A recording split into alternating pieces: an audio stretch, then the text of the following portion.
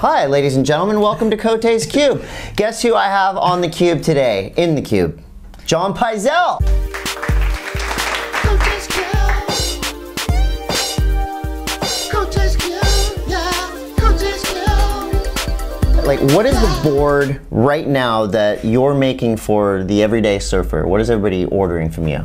Well, the one that I think you like it too, but the the best board I think for everybody is the Pyzelian, okay. Which I didn't name, by the way, after myself. Someone else gave me that idea. Right, so right. I'm sure. Please don't blame me for that. Anyways, that's the one that I like the most personally, and I think like it's kind of like across the board, everyone really likes it. Yeah. And now for let's say a guy who's a little bit beyond my level, John John Florence. What are the pros? But you guys would just ride the exact same board. I mean, we surf the same. What is John John riding, let's say, at lowers or around California? He was just like, he's usually, one of his favorite boards he rides is called the Flash. That board he really likes for everything all around the world.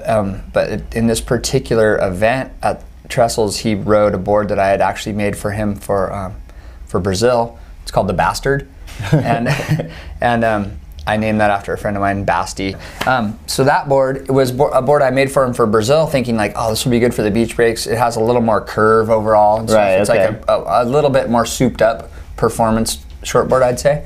And it was a squash tail. He's been riding round pins for the last year. And he took that thing just for a little, he'd ridden that particular actual board a few times.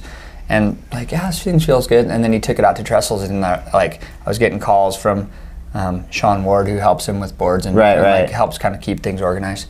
And Sean's like, dude, he's just blowing up on this board. And so that was the board he rode through the whole event. And I made a lot of boards for guys at Jaws last year. A lot of the younger crew, like John John's friends, John John and like his crew of guys, like Kieran Jabor, Eli Olson. A couple of kids over on Maui. I just made some boards for Coe Smith, for Jaws, and like those guys, Tom Doslin.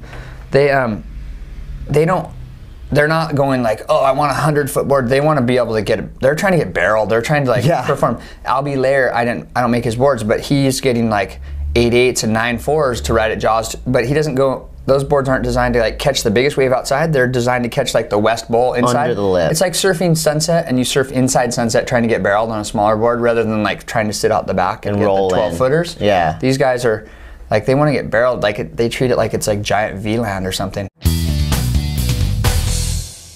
Here. Hawaii's coming around the corner. Are there any major changes in surfboard design going into this season, or just slight differences and add-ons from last year? I would say that we're not going to do anything, like I won't be doing anything real drastic. I don't know about other shapers, but like the boards that I feel like the last couple years I've changed stuff where thickened up some areas of the boards and thinned out some areas of the boards. I haven't really changed my rockers for Pipeline and Sunset and stuff. That everything is really, those things, the way you surf those waves, it's changed a lot in the last 5 or 6 years, especially Pipeline, not Sunset, but actually both places.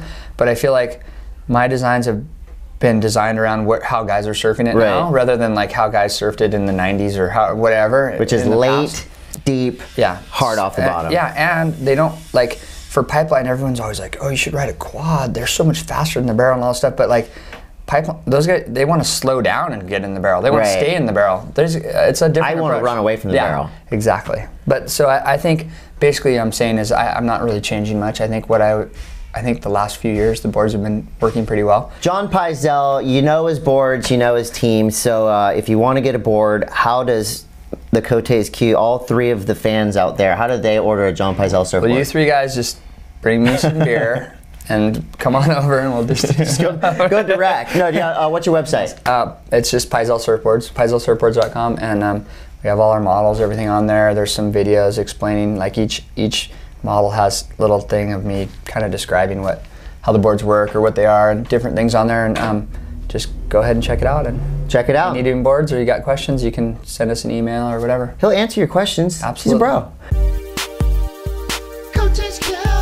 Howdy Shaka. Howdy Shaka. Cote's Cube.